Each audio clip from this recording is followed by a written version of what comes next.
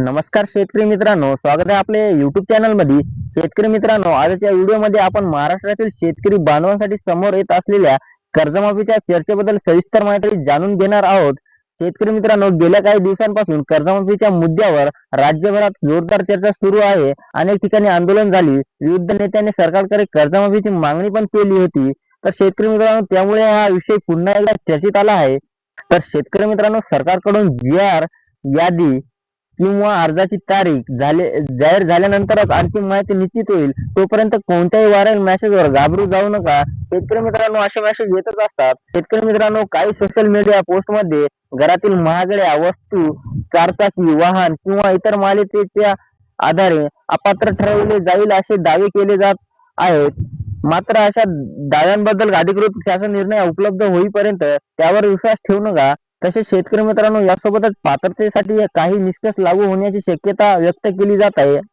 उदाहरणार्थ, कर्जमाफीचा प्रकार, कर्ज थकीत असण्याची तारीख, अर्जदाराची माहिती, आधार, बँक खाते, सातबारा आणि इतर आवश्यक कागदपत्रांची पडताळणी केली जाऊ शकते. त्यामुळे सर्व शेतकरी बांधवांनी आपली कागदपत्रे अद्ययावत ठेवणे आवश्यक आहे.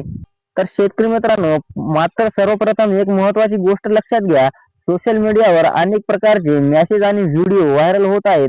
त्यामुळे कोणतीही माहिती खरी मानण्यापूर्वी अधिकृत शासन निर्णय, जी.आर. किंवा सरकारची अधिकृत घोषणा तपासणे अत्यंत आवश्यक आहे. तर शेतकरी मित्रांनो, कर्जमाफीबाबत अशी चर्चा आहे की 2 लाख रुपयापर्यंत पीक कर्जासाठी सरकार योजना आणू शकते.